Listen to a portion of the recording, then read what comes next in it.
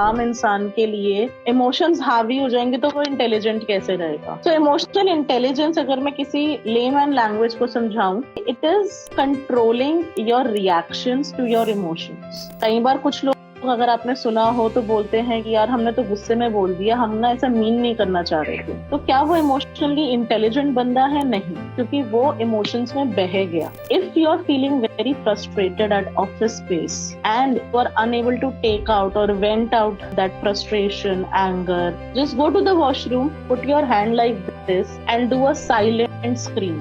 That will also help you become little bit emotionally healthy in that particular moment. The first tool that you can use is, if it's in your head and you're just overthinking about it, oh my boss said this and this thing, or my mother said something. So first of all, shake that feeling off from your head and bring it to your body. And how you can do is, you can just vigorously shake your body, ताकि आपका जितना भी यहाँ पर है चीजें वो transmute हो जाए बॉडी में। वंस वो बॉडी में ट्रांसमिट हो जाती है, इट इज वेरी इजी कि वो आपके पैरों के थ्रू आपकी अर्थिंग में चली जाएगी। The second way is,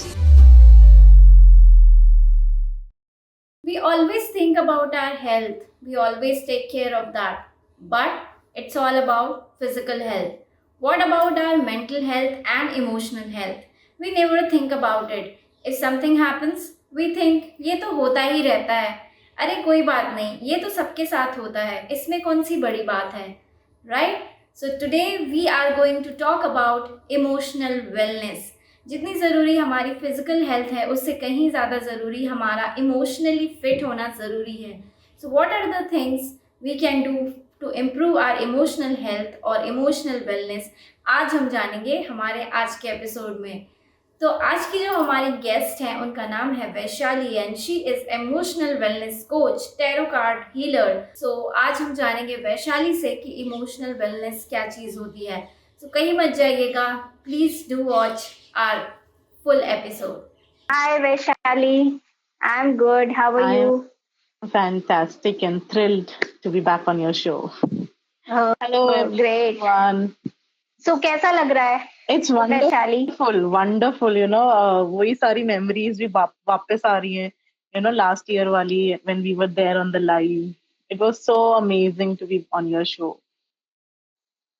thank you so much Vaishali आने के लिए। बहुत ही शॉर्ट नोटिस पे मैं सबको इतनी जल्दी जल्दी मैसेज करती हूँ क्योंकि मुझे लाइन अप करना होता है एंड एक्सेप्ट करने के लिए thank you so much. Anytime, dear. Your show is fantastic. I keep watching your live shows. So I am really honored to be a part of it today. Thank you so much. I'm just trying my level best. कि कुछ मुझे भी बहुत सीखने को मिलता है। आप जिस इंडस्ट्री में अभी हो, ओके, आप इमोशनल वेलनेस कोच हो, टैरो कार्ड हीलर हो, तो क्या आपने ऐसा डिसाइड किया था कि आप यही बनोगे या फिर डेस्टिनी आपको इस इंडस्ट्री में लेके आ गई? आप जनरली ऐसा भी होता है, कभी कभी हम डिसाइड करते हो, कभी ऐसा होता है कि हम एक्सप्लोर करते करते आ जाते हैं। तो आपके साथ कैसा हुआ? आई थिंक मेरे साथ I would say destiny played a major role because my graduation was in biomedical. My post graduation was an MBA. So uske baad destiny took a turn because COVID aaya. I got a chance to explore myself better, and that is how I landed up into soft skill training and coaching. And from there on, the journey has been going on. So it is like one step at a time. And धीरे धीरे करते करते करते eventually I figured out कि मेरा niche topic क्या होना चाहिए. Initially it was very broad everything, but धीरे धीरे करके I niched on the topic of emotional wellness. And इसमें भी मैं further अब अपना trauma healing के ऊपर I'm working. So yeah, that will be the micro niche अगर आप कह सकते हो, तो वो micro niching हो जाएगी. So yeah, destiny played a role. And जब मैं ये फिगर आउट कर रही थी, अपने आप को एक्सप्लोर कर रही थी, तो उसमें और भी चीजें मेरे सामने आई जो मेरे को स्पिरिचुअल पाथ पे भी लेके गई. तो वहां से मैंने numerology, tarot reading, crystal healing, मंत्र हीलिंग, सीबू सिंबल्स, मतलब जो जो मेरे सामने आता गया मैं उसको सीखती गई, अपनाती गई. And it really helped me open up my mind to a variety of things जो as a normal person हम शायद सोच भी नहीं रहे होते. So I would say yes, destiny played a major role in shaping me who I am today right now. Yeah. Okay, that's nice. मतलब destiny लेके आई आपको इस बात पर। बहुत ज्यादा। Because 10 years okay. बैक मैंने सोचा भी नहीं था। आई मीन ये मेरा ये एक्चुअली हमारा इनसाइड जोक है, लाइक कुछ फ्रेंड्स के साथ, but now I am going to share it. Like I think 10-11 years back जब मैं ग्रेजुएशन में थी, so one of my professor she asked everyone कि आप लोगों को आगे चल के क्या बनना है। एंड मुझे तब नहीं मालूम था, but I could only tell her कि मुझे ना रिलेशनशिप काउंसलिंग करनी है। तब कोचिंग का कॉन्सेप्ट नहीं था।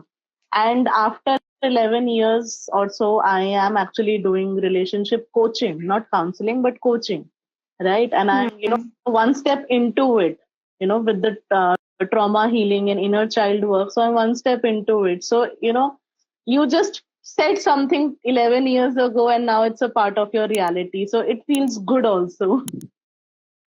Right, okay, great to know about it. क्योंकि मैं भी कोचिंग इंडस्ट्री में ऐसे घूमते टहलते डेस्टिनी कर कुछ और रही थी, और करते करते यहाँ पर आ गई। बट यस, जहाँ पे भी हूँ, लाइक आई फील गुड। अब लगता है कि शायद यहीं पे होना था मुझे। तो it's like that. Okay, great to know. So Vaishali, आप काम कर रहे हो इमोशनल वेलनेस पे, तो हम सबसे पहले जानना चाहेंगे कि मतलब इमोशनल इंटेलिजेंस एक बहुत ही जाना पहचाना टर्मिनोलॉजी है अभी। तो क्या होती है इमोशनल इंटेलिजेंस से, क्या मतलब है? मतलब एक इमोशनल आदमी इंटेलिजेंट कैसे हो सकता है? मतलब दोनों ही एक कहते हैं ना, जब हमारे इमोशन हावी होते हैं तो हमारी इंटेलिजेंस काम करना बंद कर देती है। तो यहाँ पे बात हो रही है इमोशन की और इंटेलिजेंस की, तो ये दोनों एक साथ कैसे हो सकते हैं, ये जानना चाह रहे हैं आपसे। वेल, अगर मैं बोलूं, first of all thank you for ये क्वेश्चन, बहुत ब्यूटीफुली आपने पुट किया। आई मीन हार्डली कभी किसी ने ऐसे पुट किया होगा। एंड इमोशनल इंटेलिजेंस एक्चुअली एक बहुत बड़ा टॉपिक है, राइट? मतलब अगर आप देखो तो वो अपने आप में एक अम्ब्रेला है जिसमें छोटे छोटे छोटे छोटे न्यूएंसेस हैं। और आपने बहुत करेक्ट बोला कि आम भाषा में या आम इंसान के लिए अगर इमोशंस हावी हो जाएंगे तो वो इंटेलिजेंट कैसे रहेगा, राइट? सो इमोशनल इंटेलिजेंस अगर मैं किसी लेमैन लैंग्वेज को समझाऊं तो basically it is controlling your reactions to your emotions और moderating your reactions to your emotions. कई बार कुछ लोग, अगर आपने सुना हो, तो बोलते हैं कि यार हमने तो गुस्से में बोल दिया, हम ना ऐसा मीन नहीं करना चाह रहे थे, या मेरा ना मूड ऑफ था इसलिए मैंने तुम्हें इतना कुछ बोल दिया। तो क्या वो इमोशनली इंटेलिजेंट बंदा है? नहीं, क्योंकि वो इमोशंस में बह गया, वो इमोशनली ड्राउनिंग इंसान है। वही कोई इंसान है जो आप देखते हो मोस्टली, जो आप कॉर्पोरेट्स में जब आप जाते हो, आई एम श्योर आप काफी ट्रेनिंग्स आप करते हो कॉर्पोरेट में, तो हाई लेवल के जो एग्जीक्यूटिव्स होते हैं उनको इस बात की बहुत एक्सटेंसिव ट्रेनिंग दी जाती है कि आपको अपने इमोशंस में बह के ना डिसीजन लेने हैं ना किसी से बात करनी है। So they become comparatively more emotionally intelligent. But इस इमोशनल इंटेलिजेंट, ये जो आप कॉर्पोरेट में देखते हो, ये कहीं ना कहीं बहुत सुपरफिशियल लेवल पे होती है। Because all the companies want good output, better sales, better output. लेकिन इसका एक बहुत इंट्रिकेट पार्ट होता है जिसको हम बोलते हैं emotional wellness through trauma healing. क्योंकि trauma healing is like taking you backwards, healing you from there and then jumping you in the future, right? So ये जो लोग हैं, जब हम लोग इमोशनल इंटेलिजेंस की बात करते हैं तो वो बहुत सुपरफिशियल लेवल पे हो जाती है। इसीलिए as an emotional wellness coach हम लोगों की एक तरीके से नीड जनरेट हुई वहां पे, ताकि हम वो जो गैप था उसको ब्रिज कर सके।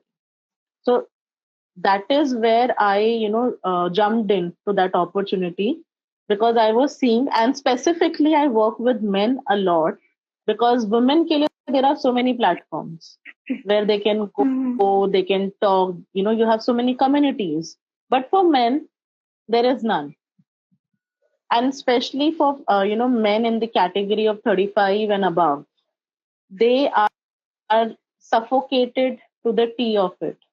They're very suffocated emotionally. I'm not saying physically, I'm not saying financially. They're doing well, but emotionally they are suffocated.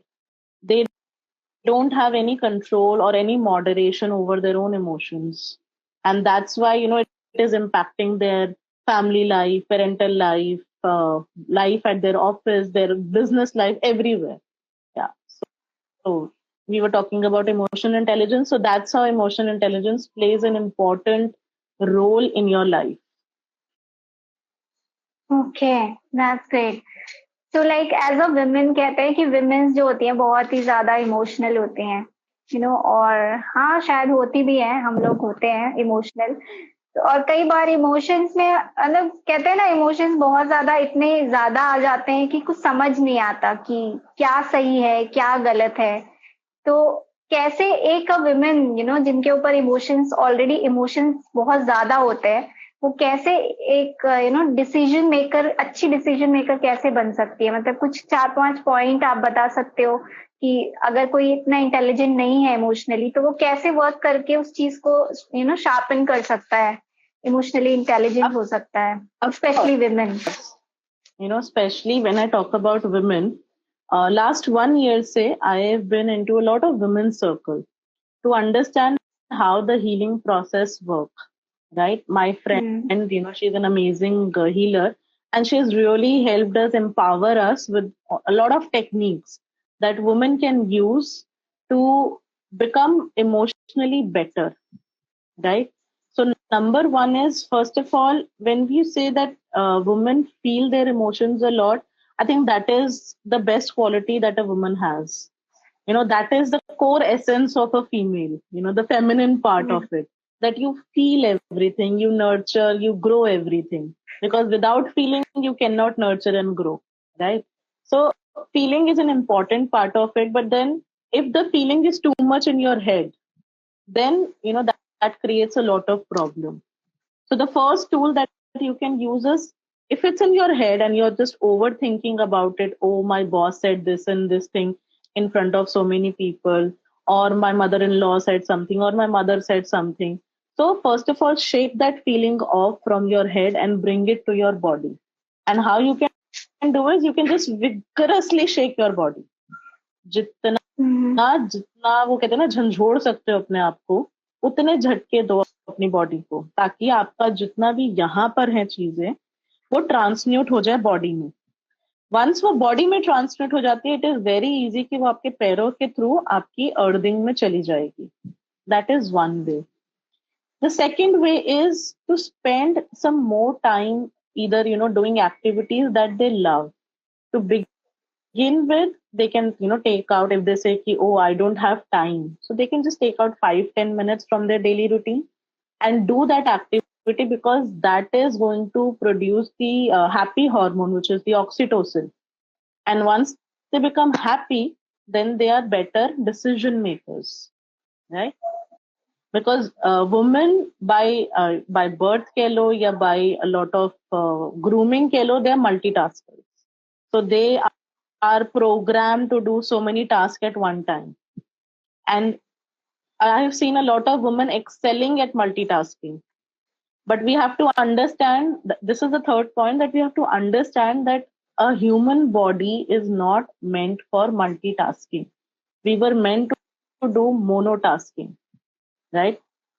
So when we are doing multitasking, our brain is working so hard to understand, grasp, retain everything.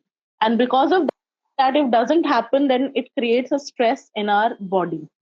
Our nervous system goes in a distress state, और वो reactions produce करना शुरू कर देता है। Same reactions जो आप किसी खतरनाक जानवर को देख के प्रोड्यूस करते हो, या आप किसी ऐसे सिचुएशन में प्रोड्यूस करते हो जहां पे आपको डर लग रहा हो, तो आपकी बॉडी नॉर्मल सिचुएशन में जब आप मल्टीटास्क कर रहे हो तो ऐसे रिएक्शन प्रोड्यूस करना शुरू करती है, जिसकी वजह से बहुत बार देखा जाता है कि फीमेल्स अपने मेल बॉसेस के सामने फ्रीज हो जाती हैं अगर वो थोड़ी सी भी आवाज ऊंची कर दे तो, बिकॉज कि वो अपने दिमाग में बहुत सारी चीज मल्टीटास्क कर रही हैं। उसकी वजह से ओवर थिंकिंग क्रिएट होती है, ओवर थिंकिंग से स्ट्रेस क्रिएट होता है, तो एक साइकिल घूमती जा रही है।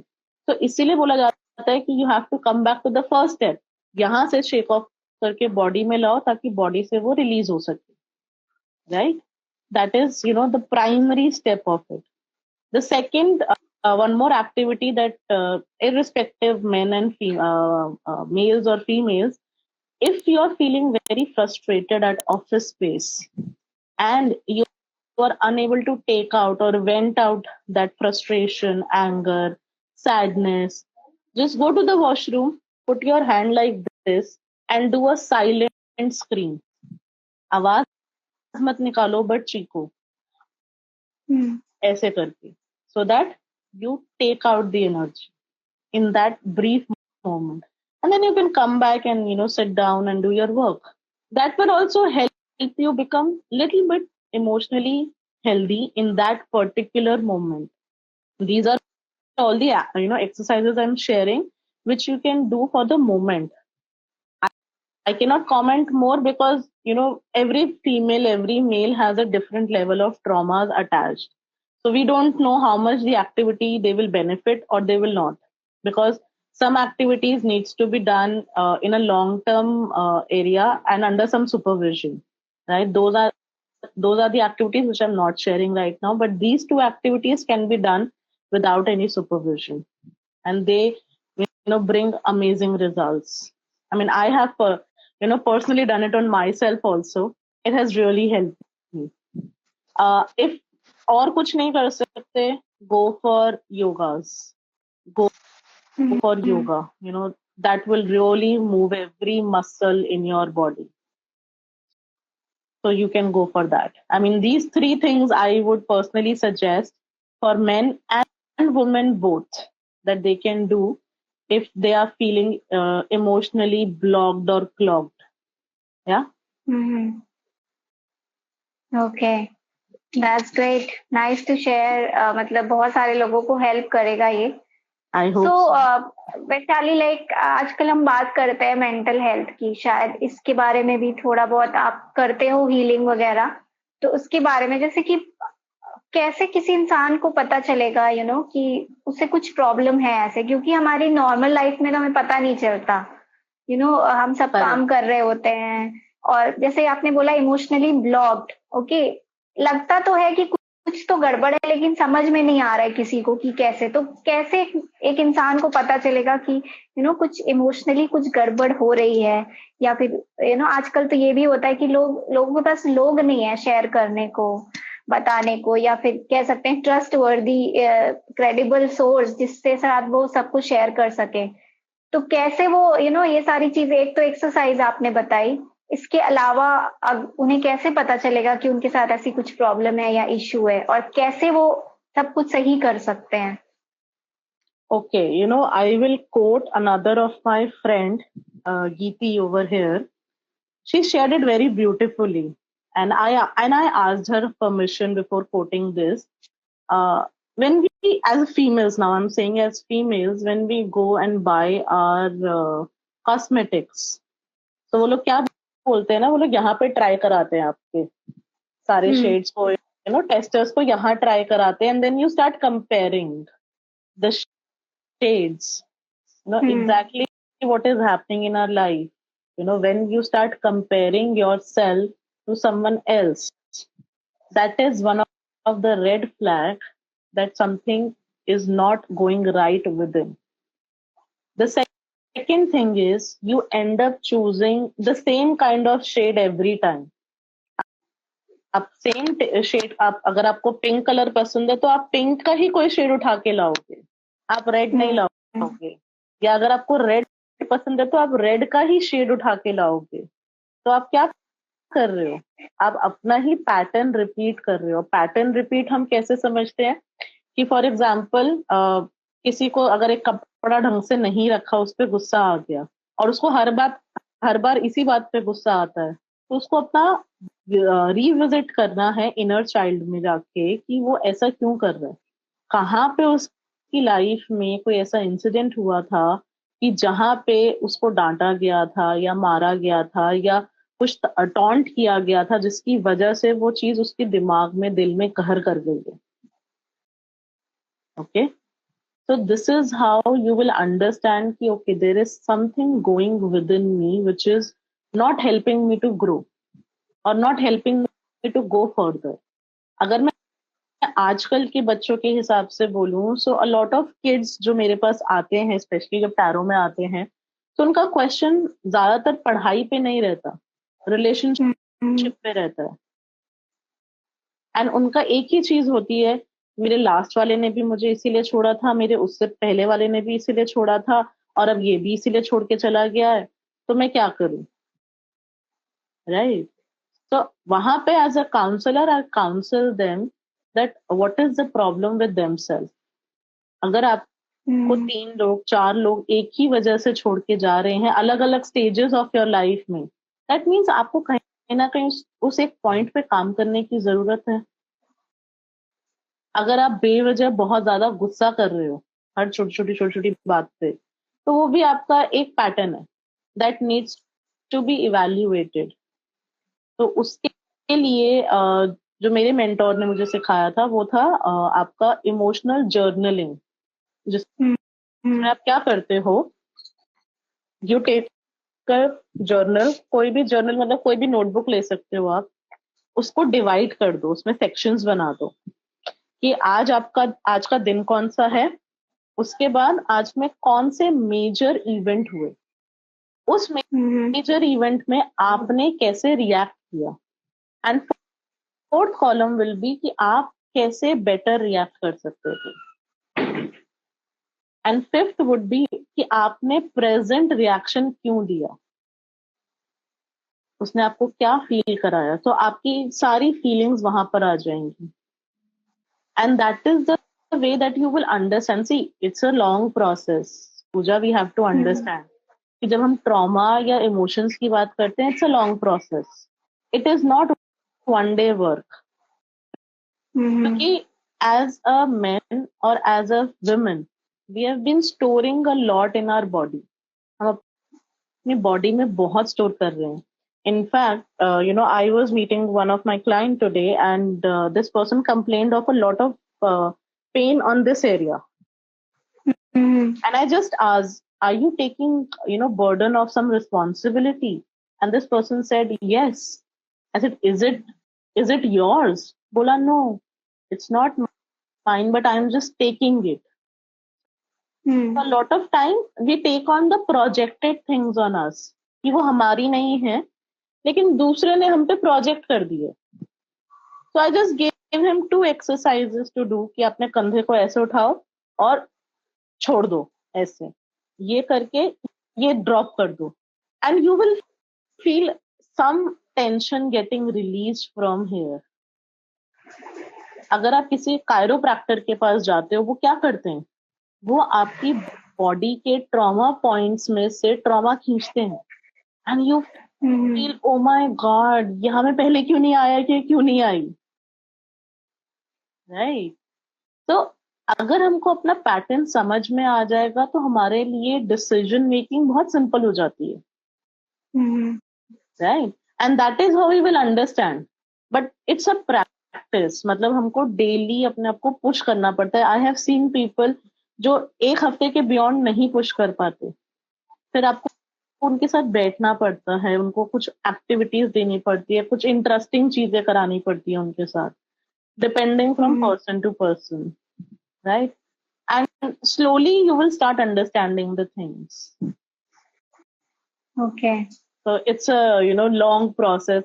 It's not something which happens in a day or two, for sure. Okay. Thanks for sharing, Vaishali. तो व्यूअर्स का क्वेश्चन है वो मैं थोड़ी देर बाद लूंगी। ठीक है। एक मेरा क्वेश्चन है, लाइक ये टैरो कार्ड, क्रिस्टल हीलिंग मैंने कभी किया नहीं है, तो मुझे इतना आइडिया नहीं है, मतलब किस हद तक, मतलब कि कैसे हेल्प करता है। मतलब टैरो कार्ड तो मुझे बिल्कुल भी समझ नहीं आता, ऐसे कार्ड निकालते हैं और कुछ रहता है और समथिंग, मुझे बिल्कुल समझ नहीं आता, लाइक उसमें कैसे हो सकता है। मतलब ठीक है, न्यूमरोलॉजी जो होती है, मतलब एस्ट्रोलॉजी, उसमें तो फिर भी कुछ कैलकुलेशंस होते हैं, कुछ होते हैं, तो ठीक है, थोड़ा बहुत चलता होगा, लेकिन इसमें टैरो कार्ड में मुझे बिल्कुल भी कुछ समझ नहीं आता। सो लाइक आप उस चीज के एक्सपर्ट हो, तो थोड़ा सा आप बताओ कि कैसे वर्क करता है टैरो कार्ड और क्या होता है उन कार्ड्स में। ओके, सो हम सब ने ताश के पत्ते हमेशा खेले हैं बचपन में, या अगर खेले नहीं तो एटलीस्ट देखे हैं हम लोगों ने, राइट? तो ताश के पत्तों में सिर्फ नंबर लिखे होते हैं और कहीं ना कहीं जैसे किंग और क्वीन की छोटी छोटी फोटो बनी होती है। वैसे ही I'll just show you, I might be having, वैसे ही हमारे जो टैरो कार्ड्स होते हैं इनमें भी नंबर्स होते हैं, you have different numbers and different images, ठीक है? हर नंबर के साथ एक इमेज है, okay? So they are the ones जो पैमेला कोलमैन ने बनाई थी, एंड उन्होंने काफी कल्चर को स्टडी करके अपनी इंट्यूशन के साथ दोनों चीजों को क्लब करके ये एक कॉम्पोजिट बनाया था जो एक इंसान की डेली लाइफ और मेजर लाइफ इवेंट्स को प्रिडिक्ट कर सकता है, right? And more than the prediction, ये आपको गाइडेंस देता है कि आपको किस डायरेक्शन में जाना चाहिए। जैसे हमारा जब हमारे पास प्लैनेट्स की डायरेक्शन हमें नहीं पता होती थी, तो जो राहगीर होते थे वो मॉर्निंग स्टार को देख के वो ऐसे करके देखते थे मॉर्निंग स्टार को और उस डायरेक्शन में जाते थे, राइट? तो ये आपके लिए एक मॉर्निंग स्टार का काम करते हैं। So they give you direction. In some cases, yes, we do the predictions also, whether you should go for some business or some proposals or not, whether it will be fruitful or not. And it is like 100% true. Second, the cards work on three principles, which is the client's energy, the universe energy, and the energy or the aura of the reader. So I always tell my people कि अगर आपकी energy ठीक नहीं है तो please किसी के लिए रीड मत करो। So you take your time, you cleanse your energy, and then you read, because it's a big responsibility. It is not a joke, right? And they tell you 100%. हाँ, लेकिन एज ए ह्यूमन आप उस reading को कितना लेते हो वो आपके ऊपर है, because we always say every human has a free will. आपको पता है एस्ट्रोलॉजी है, कैलकुलेशंस हैं, तो आप उसको बिलीव कर पाते हो क्योंकि वो आप वहां पे आपका प्रैक्टिकल माइंड सेटिस्फाई हो जाता है। विद टैरो थोड़ा सा प्रॉब्लम आती है कि यहाँ आपका प्रैक्टिकल माइंड सेटिस्फाई नहीं हो रहा होता।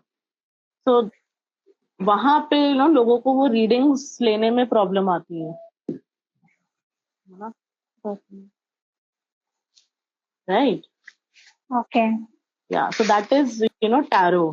So we spread those cards and then we see them ki kya aaya hai, and then we read and we interpret with our intuitions and with the client's reading energy. Okay, nice. So what does success means to you, Vaishali? What does success? It's a process, Pooja. It's a beautiful process. I cannot quantify success for me. And I would rather not. When I started, I was thinking, yaar, mere paas log kyun aayenge? I was no one. Today, I have my own community. Today, people trust me and they have stayed with me for like 3 years. 3 long years, they have stayed with me. I think that is success. They believe me, they trust me, they come back to me. That is success for me. अब मैं इस success को quantify नहीं कर सकती। You can earn an number of money, but to earn someone's trust, I think that is a priceless thing that you can ever earn. So that is, I think, yeah, it's my process which is going. And then the second thing which I equate with success is how I become a better version of myself. If I compare myself to who I was 10 years, 15 years ago, I was very different person. I would have never imagined that I would turn out to be this person. That is also a success now. I am, learning so much every day and I hardly have time. So, I just imagined that, I just went to my MBA college few days back and I was just talking to one of the professor and she was like कि देखो तो कभी job करनी नहीं थी ना, and that time I realized कि that is what I've been saying since last 10 years कि मेरे को जॉब नहीं करनी, मुझे अपना काम करना है. I want to be the malik of my own time and money. I want to say no when I want to say no. I want to say yes when I want to say yes. And I realized I'm actually living that life. So that is success. I don't know, what I'm manifesting right now, which will come true in the future. But I am living a life of success right now. I am happy. Happiness is a measure of success. Right. Okay, एक viewer का question है Yes. कि क्या हम future predict कर सकते हैं, और अगर कर सकते हैं तो इसका मतलब कि एवरीथिंग इज प्री प्लान क्या पहले से? Few days back I was watching one video, and उसमें बहुत अच्छे से सदगुरु ने बोला कि our past was what was planned for us, our future is our free will. But हम लोग क्या गलती करते हैं कि हम अपने फ्यूचर को प्लान्ड समझते हैं और अपने पास्ट को अपनी फ्री विल समझते हैं कि वो जो हमने किया वो हमने किया, बल्कि ऐसा नहीं था. वो जो हुआ वो आपके लिए प्लान्ड था, इसलिए वो वैसा हुआ. अब जो आप आगे कर रहे हो वो आपका फ्री विल है कि आपने अपनी लाइफ कहाँ लेके जानी है. ठीक है. The second thing is, of course some things are written on your planets. You were born with some kind of planetary positions जिसको आप डिनाई नहीं कर सकते. You were born on a specific date जिसको आप डिनाई नहीं कर सकते. तो कुछ चीजें आपकी लाइफ में प्लान्ड होती हैं एंड कुछ चीजें आप क्रिएट करते हो, right? So of course, yes, you can always see, you can always have a peep into the future कि अच्छा अगर मैंने ऐसा स्टेप लिया तो मेरा फ्यूचर क्या होगा, और अगर मैंने ये स्टेप लिया तो मेरा फ्यूचर क्या होगा. आपको वो ग्लिम्पसेस मिल सकती है. तो वहां पे आपकी फ्री विल क्या होती है कि आपको डिसाइड करना है कि आपको कौन सा स्टेप लेना है उसके बाद, right? So of course, you can predict the things, but I always tell my clients, please इसको prediction मत लो, इसको guidance लो. यूनिवर्स ने आपको ये गाइडेंस दी है. I hope I was able to answer his question. या थैंक यू सो मच. एक और व्यूअर है, उनका क्वेश्चन है, वो पूछ रहे हैं कि मुझे ज्यादा पता तो नहीं है इमोशन के बारे में, लेकिन अगर हम अपने इमोशन कंट्रोल करते हैं तो मतलब कि हम उसे प्रिटेंड कर रहे हैं, क्या ये अच्छी चीज है प्रिटेंड करना? डियर, सबसे बड़ी बात है जिसने भी क्वेश्चन किया है, thank you for the question. आपको कंट्रोल करना ही नहीं है. सबसे बड़ी बात है कि आपको कंट्रोल ही नहीं करना. इमोशंस को आपने फील करना है, एक्नॉलेज करना है, ताकि आप उसको रिलीज कर सको. अगर आप उसको कंट्रोल करना शुरू कर दोगे तो आपकी लाइफ हेल बन सकती है, because you can not control your emotions and feelings. अगर आपको किसी के लिए बुरा लग रहा है तो क्या आप कंट्रोल कर सकते हो? नहीं कर पाओगे. अगर किसी पे गुस्सा आ रहा है, कंट्रोल कर सकते हो? नहीं कर सकते. आप एक बार कर लोगे, दो बार कर लोगे, चौथी बार में आप फट जाओगे उसके ऊपर. और मे बी हो सकता है उस पे ना फटो, आप किसी और के ऊपर वो सारा एंगर अपना अनलोड कर दो, right?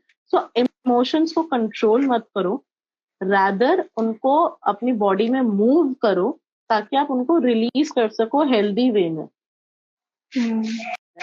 And on that note, thank you, Chef, for joining. Chef Siddharth is a good friend, so thank you for joining. Yeah, I hope I was able to answer his question. कि हमें control. Yeah, I hope Pradeep got answer. Yeah, because control करोगे तो you are right, आप उसको fake करना शुरू कर दोगे और वो लॉन्ग टर्म में आपकी हेल्थ के ऊपर बहुत इम्पैक्ट डालता है. आई विल टेल यू कि बहुत से लोग होते हैं जिनको वेट लॉस में प्रॉब्लम आती है, and once they start regulating their emotion, वो अपने आप ही अपना वेट लॉस की जर्नी पे शुरू हो जाते हैं. जैसे कि आपने बोला कि हमें कंपेयर नहीं करना चाहिए हमारी लाइफ, लेकिन हमारे जब हम पैदा होते हैं, थोड़े समझदार होते हैं ना, हमारे आसपास वाले लोग हमें ऐसा सिखा देते हैं कि हमें हमारी लाइफ कंपेयर ही करनी है. माँ बाप करने लगते हैं कि देखो उनका बेटा तो इतने मार्क्स लेके आया, वो देखो कितना अच्छा डांस करती है, तुम भी कुछ सीख लो.